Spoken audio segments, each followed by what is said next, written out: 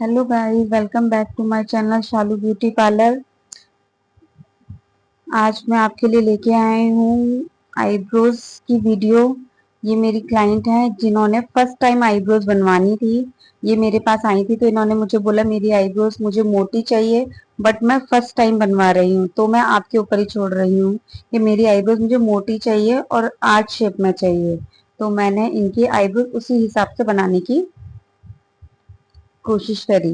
तो मैंने इनके आगे से आईब्रोज कट किए।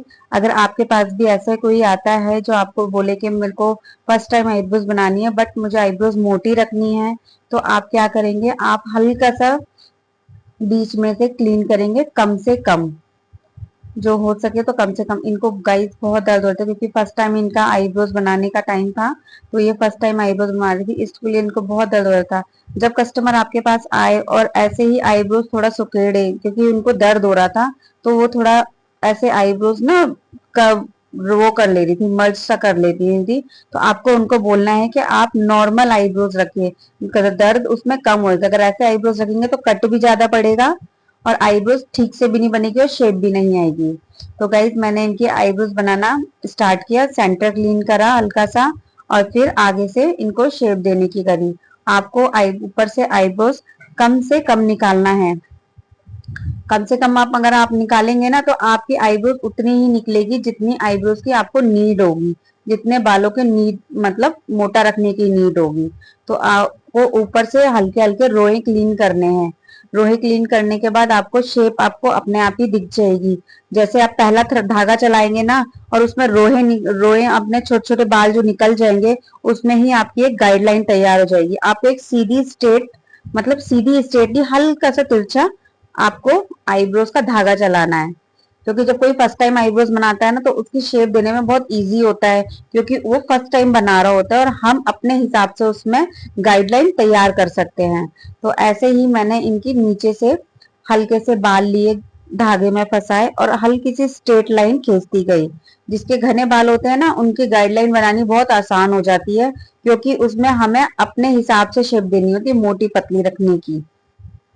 तो मैंने इनका हल्का सा स्ट्रेच करवाया नीचे से और ऊपर से अच्छे से स्ट्रेच करवाया।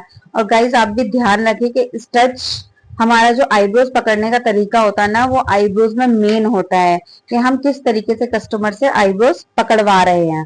ऊपर से आपको बहुत अच्छे से टाइटली पकड़वाना है ताकि कस्टमर का हाथ छूटे ना और स्किन ना धागे में आए नहीं।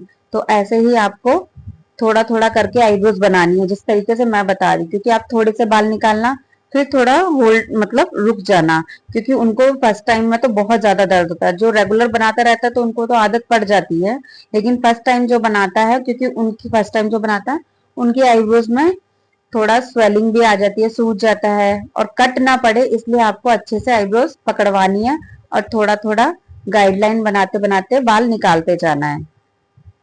और शेप देने के लिए आपको गाइडलाइन के ऊपर ही आपको पहले गाइडलाइन तैयार करनी है, फिर उसके बाद आपको जो गाइडलाइन के नीचे जितने भी हेयर हैं वो क्लीन करने हैं। तो देखिए गाइस, फिर हल्का सा मैंने जब आगे से गाइडलाइन बनानी शुरू करी थी और पीछे तक ले गई थी, और अब इसी में ऐसे जो आगे के थोड़े से जो हेयर नीचे की तरफ दिख रहे थे बिल्कुल एकदम सीधी लाइन के आते हुए, वो थोड़ा धागा आपको तिरछा रख के अगर आप स्ट्रेट बनाएंगे तो आगे से स्ट्रेट हो जाएंगे हेयर और ज्यादा निकल जाएंगे, लेकिन आपको धागा क्या करना है, थोड़ा सा तिरछा लगना है। तिरछा रखने के बाद आपको जो पीछे की गाइडलाइन बनाई थी ना उसी गाइडलाइन में आपको आगे से थोड़ा सा मिक्स कर देना है। तो देखिए गाइस कितनी अच्छी शेप निकल के आई है इनकी। आईब्रोज मोटी भी बनी है और शेप भी इतनी अच्छी आई है। इसी तरीके से आपको लेफ्ट वाली भी आईब्रोज बनानी, लेकिन लेफ्ट वाली बनाने में थोड़ी डिफिकल्ट होती है, और उसको हम जो शेप देंगे ना वो हम पीछे से नहीं ऊपर वाली आगे से शेप देंगे, साइड वाली आईब्रोज को देखते हुए। तो ऐसे ही आपको आईब्रोज आगे से धागा रखना है। कितने लोग होते हैं कि आईब्रोज ये वाली पीछे से भी शेप देते हैं, लेकिन पीछे से शेप देख के नहीं देते, वो थोड़ी ऊपर नीचे आईब्रोज इसीलिए हो जाती है। अगर आप आगे आके फिर ऐसे जैसे मैं धागा रख रही हूँ ऐसे धागा रख के शेप देने की कोशिश करेंगे ना तो आपकी बहुत अच्छी आईब्रोज और एकदम आईब्रोज बराबर लेवल पे बनेगी। तो ऐसे ही आपको सीधा थ्रेड रखना है और जितने बाल उसमें आते जा रहे हैं वो आपको निकालते जाना है। लेकिन ये है कि आपको कम से कम धागा खींचना भी है, क्योंकि अगर हम एकदम ही धागा साइड से भी खींच देंगे तो हमारा जो ऊपर वाला पॉइंट है वो उसके साथ निकल जाएगा धागे के साथ। तो ऐसे ही फिर आपको पीछे से हल्का सा स्ट्रेच करवाना है और ऊपर से अच्छे से टाइट करवाना है और गाइडलाइन बनानी शुरू करनी है। और नीचे वाली आईब्रोज बनाने के लिए ना हमें फिर आपको पीछे, ऊपर वाली आईब्रोज बनाने के लिए आगे खड़ा होना है और पीछे वाली आईब्रोज बनाने के लिए पीछे की तरफ खड़ा होना है। हमें उल्टे हाथ पे पीछे की तरफ से खड़ा होना है, क्योंकि ये उल्टे हाथ की आईब्रोज है, इसलिए हमें इसको उल्टी तरफ से ही बनाना है। तो गाइज ये देखिए, मैंने इनकी गाइडलाइन बीच से स्टार्ट करी है, क्योंकि इनकी आईब्रोज बहुत घनी थी तो इनकी गाइडलाइन ना आगे से मैच नहीं होती, इसलिए मैंने इनकी गाइडलाइन पीछे से बनानी शुरू करी और वही गाइडलाइन पे मैंने इनके बाल निकालती गई। बट इनको मैं इसलिए रुक रुक के बना रही थी क्योंकि इनको बहुत ज्यादा पेन हो रहा था, तो इसलिए मैंने इनकी आईब्रोज थोड़े थोड़े बाल निकाले। गाइडलाइन के ऊपर ही मैं इनके बाल निकालती गई और इनकी आईब्रोज की शेप देती गई। जब आप गाइडलाइन पे काम करते हैं ना तो आपकी शेप अपने आप ही बनती चली जाती है।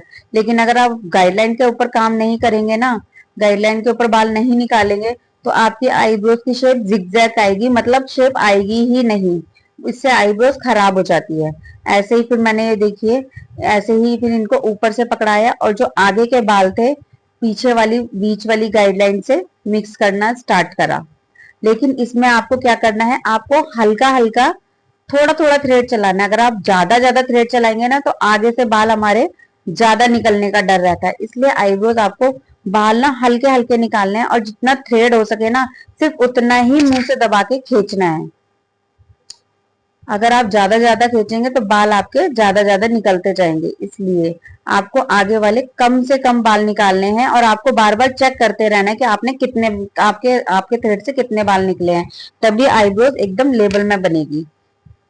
तो गाइस देखिए, ये इनकी आईब्रोज बनी है और इन्होंने जितना बोला था मैंने उतनी ही मोटी आईब्रोज रखी है। और अब आप देख सकते हैं जितने भी मैंने स्टार्टिंग में जो मैंने इनके सेंटर क्लीन किया था वो हल्का क्लीन किया था, जिससे मेरे को शेप देने में आसानी रहे। और अब मैं जितना हो सका है जो छोटे छोटे बाल, जो एक्स्ट्रा जो हेयर रह गए हैं, वो मैं साथ के साथ क्लीन भी कर रही हूँ।